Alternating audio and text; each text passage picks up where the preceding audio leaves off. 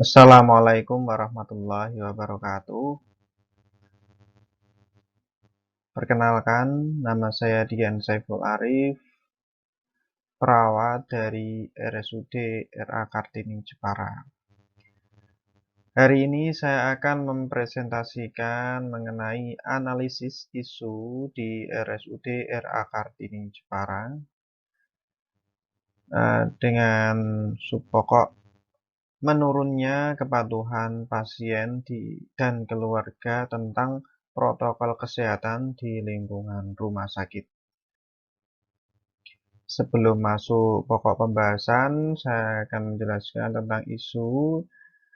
Isu merupakan ada atau disadarinya sesuatu fenomena atau kejadian yang dianggap penting atau dapat menjadi penarik perhatian orang banyak sehingga menjadi bahan yang layak untuk didiskusikan.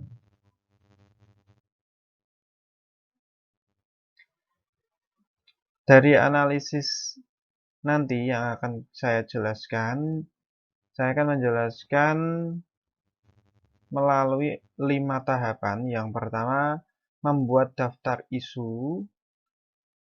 Yang kedua, menepis isu prioritas dengan metode USG.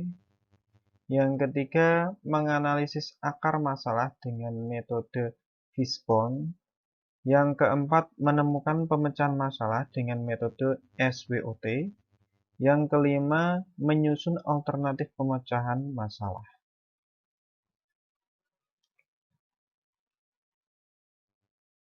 Selanjutnya, yaitu mengidentifikasi isu yang sering muncul di lingkungan RSUD RA Kartini Jepara. Yang pertama, menurunnya kepatuhan pasien dan keluarga tentang protokol kesehatan di lingkungan rumah sakit. Yang kedua, sulitnya membatasi jumlah pendamping pasien selama di rumah sakit. Yang ketiga, orang tua yang masih membawa anaknya menjenguk pasien yang sedang dirawat di rumah sakit. Selanjutnya, saya akan menjelaskan penapisan isu dengan metode USG. Perlu diketahui sebelumnya, U sendiri merupakan kepanjangan dari urgency, S dari seriousness, G-nya dari grow. Isu yang pertama yang sudah kita temukan tadi yaitu menurunnya kepatuhan pasien dan keluarga tentang protokol kesehatan di lingkungan rumah sakit. Urgensinya mendapatkan poin 5, seriousness-nya 4, growth-nya 5 dengan jumlah 14. Yang kedua, isu yang kedua, sulitnya membatasi jumlah pendamping pasien selama di rumah sakit. Urgensinya poinnya 4, seriousness-nya poinnya 3, growth-nya poinnya 2 dengan jumlah poin 9. Untuk isu yang ketiga, orang tua yang masih membawa anaknya menjenguk pasien yang sedang dirawat di rumah sakit. Urgensinya poinnya 4, seriousness-nya 3, growth-nya 3 dengan jumlah 10. Dari jumlah tersebut, untuk isu yang pertama dapat kita tarik ranking 1, isu ketiga ranking 2, dan isu kedua ranking 3. Dapat kami tarik kesimpulan yaitu isu nomor 1, menurunnya kepatuhan pasien dan keluarga tentang protokol kesehatan di lingkungan rumah sakit ini sangat penting dan perlu penanganan lebih lanjut. Selanjutnya, penanganan atau penarikan faktor-faktor yang mempengaruhi isu pertama tadi yaitu menurunnya kepatuhan pasien dan keluarga tentang protokol kesehatan di lingkungan rumah sakit ini, kita buat diagram Fishbone, di mana diagram Fishbone ini akan menjelaskan faktor-faktor yang mempengaruhinya. Faktor yang pertama yaitu manusia, sikap acuh terhadap aturan, merasa tidak berbahaya karena belum terjadi kepadanya. Faktor yang kedua, lingkungan sosial, yaitu isu hoax tentang seputar penyakit masalah masih banyak beredar dan mudah diakses lewat media massa.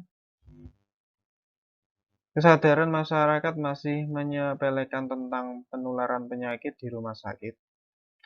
Faktor yang ketiga yaitu kurang pengawasan akan kepatuhan proses saat di rumah sakit, kurang ketegasan dan tidak konsistennya dalam penerapan sanksi pelanggaran prokes. Faktor yang keempat, masih kurang nyaman saat memakai APD, kurang tersedianya biaya untuk APD secara sendiri dan sukarela. Selanjutnya kita akan masuk ke analisis SWOT. Poin yang pertama yaitu strength. Ditemukan banyak media promosi kesehatan yang bisa mengedukasi pasien, tingkat pendidikan tenaga medis, dan pelatihan terhadap satpam rumah sakit cukup untuk mengedukasi kepada pasien maupun penjenguk.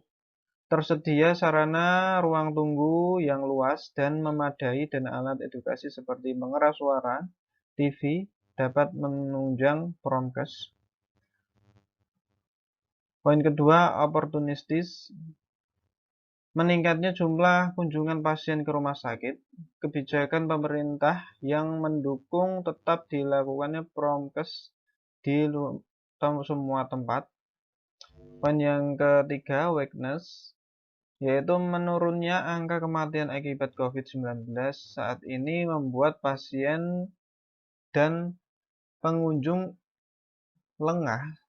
Sanksi apabila melanggar prokes di RS tidak disampaikan secara jelas, kurangnya pengawasan langsung dan berkala.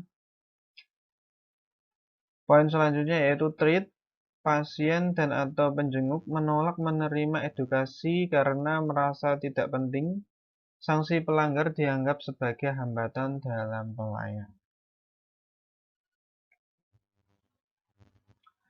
Dari hasil analisis tadi mengenai isu tadi dapat kita dapatkan alternatif pemecahan masalahnya sebagai berikut. Alternatif yang pertama melakukan sosialisasi berkala seputar pentingnya melakukan prokes di rumah sakit kepada pasien dan pengunjung. Dengan tahapan menentukan jadwal rutin, membuat media edukasi, berkoordinasi dengan tenaga kesehatan atau petugas pelayanan rumah sakit, dengan harapan output pasien dan atau pengunjung rumah sakit mengetahui pentingnya melakukan prokes di rumah sakit. Pihak terkait, tenaga kesehatan yang bertugas petugas pelayanan. Alternatif yang kedua, membentuk kelompok pengawas prokes yang rutin mengawasi dan menegur para pelanggar prokes di rumah sakit dengan tahapan berkoordinasi dengan pihak manajemen dan direktur rumah sakit untuk pelaksanaan dan perlindungan hukum, menentukan kelompok personil pengawasan, dengan output harapan pasien dan pengunjung rumah sakit mengetahui akan adanya sanksi dan membentuk kesadaran untuk mematuhi prokes di rumah sakit baik secara sukarela maupun dengan paksaan. Pihak yang terkait, direktur rumah sakit, manajemen rumah sakit, pengawas rumah sakit terkait. Alternatif yang ketiga, penyediaan bantuan APD selama pelayanan di rumah sakit. Tahapan berkoordinasi dengan pihak manajemen rumah sakit bagian pengadaan barang, berkolaborasi dengan kelompok pengawas untuk distribusi. Output harapan pasien dan atau pengunjung rumah sakit bisa untuk memakai APD terutama di lingkungan rumah sakit. Pihak yang terkait, manajemen rumah sakit, pengawas prokes, tenaga kesehatan yang bertugas. Demikian presentasi dari saya, kurang lebihnya mohon maaf. Wassalamualaikum warahmatullahi wabarakatuh.